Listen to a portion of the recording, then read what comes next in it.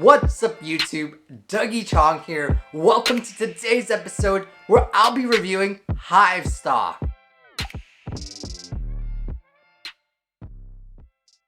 I've made a previous video about Hive stock. I'll leave a link in the description below, but in today's video, I'll just be covering the main news about the stock. So without further ado, let's get into this video. Make sure you're subscribed, hit that red subscribe button if it is red, and don't forget to leave a like for this video. It really helps out for the algorithm. But the main piece of news surrounding Hive stock is their closing of operations in Norway, and then I'll just give a brief overview of where I think the stock will be heading. So if you are unfamiliar with the company Hive, they are a cryptocurrency mining company located and headquartered here in Canada, and they try to use renewable energy resources. This is very good with the recent news that Elon Musk stopped accepting Bitcoin as payment for Teslas due to the Bitcoin transactions using too much electricity to process. I think everyone can agree that Bitcoin uses way too much energy, especially when that energy can be used to do something more useful, even though it is very essential to securing the Bitcoin network. It would be great if most of the energy was from sources such as surplus hydro energy instead of from coal energy in plants in China, where it mostly is coming from right now. But back to the main topic, Hive has operations in Canada, Iceland, Sweden, and they had a project ongoing in Norway until it recently got cancelled. Apparently the government cut a key subsidy that made the project completely unfeasible. This was a write-down of about $15 million, which isn't too bad considering the company has a market cap of around $1 billion. This is one of the main risks associated with mining companies. It's all the regulations surrounding on if they can operate here or which subsidies they get. And in China, they can completely just shut down certain operations. In my opinion, this is a pretty big hit to the company, but it's not devastating, and I think the company can recover from this.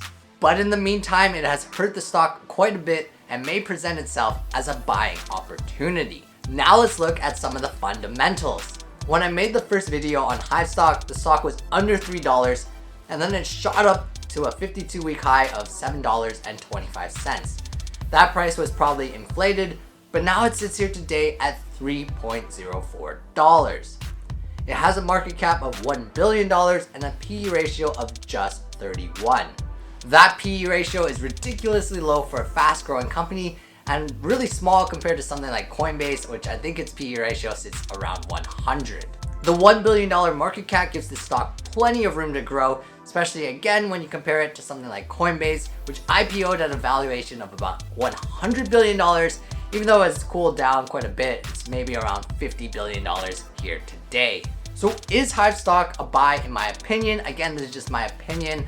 I'm not a licensed financial advisor. This is not legal financial advice. But I really like the stock and will look to add more to my portfolio. For one, it is a Canadian stock. Two, it has a low market cap and PE ratio. And third of all, I think it just got overly hit by the negative news of the Norway operations ending.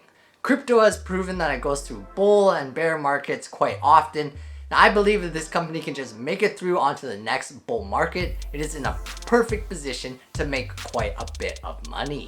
A word of caution though, this is not a stock like TD or Amazon that are pretty surefire to make money. This is one of the more risky plays. It's riskier or similar risk as Bitcoin in my opinion.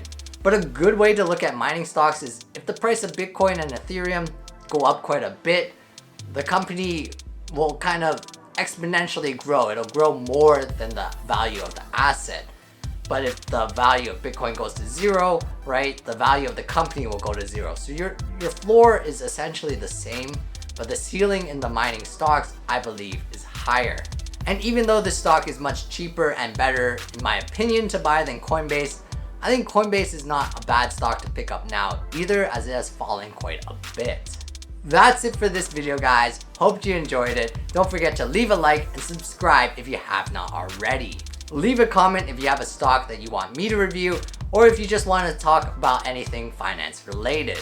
Enjoy the rest of your Sunday. It's a fabulous day here in Toronto, and see you in the next video.